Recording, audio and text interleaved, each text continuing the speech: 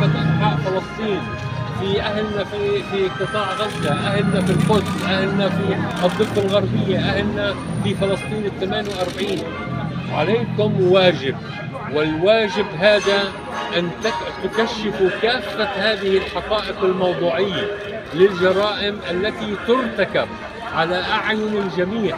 الأطفال الفلسطينيين يذبحون وكأن الطفل الفلسطيني ليس له قيمة. حتى وسائل الإعلام تبعتهم تظهر الأطفال الفلسطينيين وكأنهم أطفال إسرائيليين في وسائل الإعلام الأمريكية، وتكشفت هذه الأكاذيب. علينا أن نكشف هذه الحقائق للعالم. فلسطين لا تدافع عن حقها فقط، لا تدافع عن هويتها فقط، هي تدافع عن حقوق أمتنا العربية، عن حقوق الإنسانية كلها. فلسطين هي عنوان الحق، والآن بدأنا نسمع هذا الكلام ليس فقط من داخل تونس، وإنما من المحيط العالمي والعربي الذي يريد يقول أنه بدون استرجاع واستعادة الحق الفلسطيني لن يكون لا سلام ولا أمان ولا استقرار، لا للمنطقة ولا للعالم.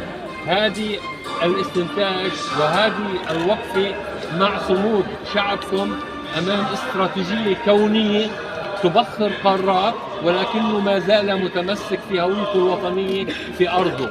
رسالة وحيدة بس بطلب من الجميع، من شعوبنا العربية، من شعبنا، أن نوحد صفوفنا. وحدتنا ترعب وتسقط كل هذه الاستراتيجيات من داخلها. عنواننا الحق، عنواننا هي فلسطين. وشكرا لكم على هاي الوقفة مع شعبنا، مع شعبكم وأهلكم على أرض فلسطين، كل أرض فلسطين.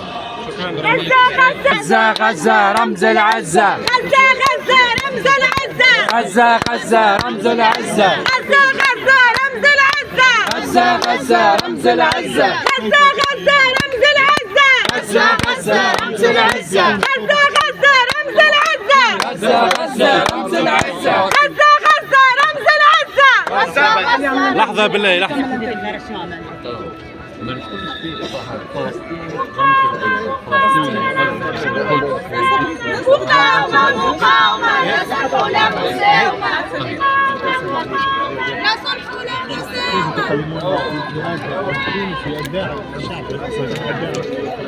الحراك التونسي ليس دافعا لفلسطين. الحراك التونسي هو في نفس الخندق مع فلسطين، يعني من اوائل شعوب العالم على وجه الكره الارضيه اللي دخل الوعي في انه الوقوف مع شعب فلسطين في مواجهه استراتيجيه صهيونيه استعماريه كونيه لتفتيت ليس فقط العالم العربي، لتفتيت حتى الإنسانية، وحتى تخرج عن إنسانيتها في إطار استعمار واستعباد شعوبها وشعوب العالم. انطلقت من تونس. فالآن وقفة تونس إلى جانب فلسطين وفي نفس الخندق مع فلسطين هي كانت بوصلة لتوجيه الرأي العام العالمي إلى الحقائق الموضوعية لما يدور ولما خطط للشعب الفلسطيني في إطار تفتيت العالم وإبعاده عن إنسانيته.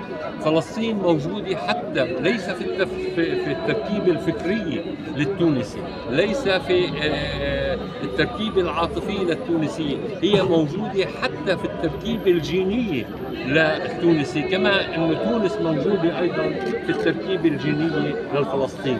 فتونس تقف في وقوفها في نفس الخندق مع فلسطين لا تعتبر حالها متضامنة، تعتبر حالها في دفاع عن ذاتها، في وقوف الهجمة ضد شعوبنا، ضد تونس وضد البشر. بعيدا عن دول الطوق، بعيدا عن أداء المقاومة على الأرض، ما هو المطلوب الآن من الشعوب الداعمة للقضية الفلسطينية سواء في تونس أو حتى الدول التي ما عندهاش يعني حدود مباشرة معها؟ طبعا احنا نسعى لتكسير حلقات التزوير والتجهيل في المعطيات الحقيقية لما تم ترتيبه لتبخير الهوية الوطنية الفلسطينية لأهداف استعمارية محددة تمس الإنسانية كلها، شايف؟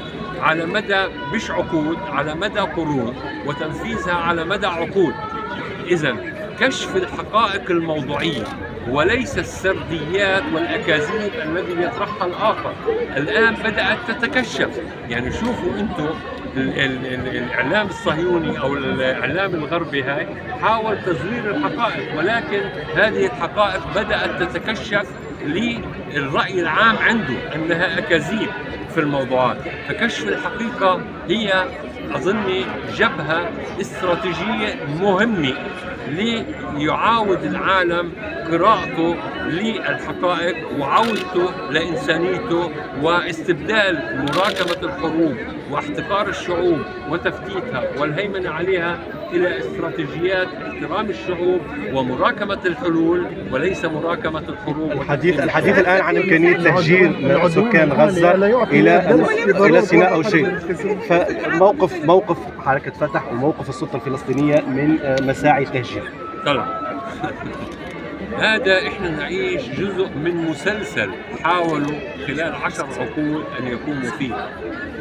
انا بالنسبة لي فلسطين هي توحد الجميع، الموقف الفلسطيني موحد في كل اماكن تواجده في العالم، ولولا توحد هذا الموقف لتبخرنا من الجغرافيا ومن الديموغرافيا ومن التاريخ. الشعب الفلسطيني موحد في إطار فكره، في إطار وعيه، بالرغم من معاناته ومواجهته لاستراتيجيات صهيونية استعمارية تبخر قارات لو وقعت عليها مدة أسبوع. إحنا نعاني من هذه الاستراتيجية بشكل مباشر لأكثر من 10 عقود، وترتيبات لها لأكثر من 20 عقد في الموضوع، وما زلنا نثبت الحق الفلسطيني والهوية الوطنية الفلسطينية على أرض فلسطين وفي المعادلة الكونية. ألا يعطي العدوان الدرس لوضع حد للانقسام الفلسطيني بين حركتي حماس وفتح؟ أنا قلت إنه إحنا واجهنا استراتيجيات استعمارية مبنية على تزوير الحقائق، على التجهيل، على الإحباط والتيئيس، على التقسيم، العزل والهيمنة، على التفكير، الإحباط والتيئيس، صناعة الأعداء الوهميين.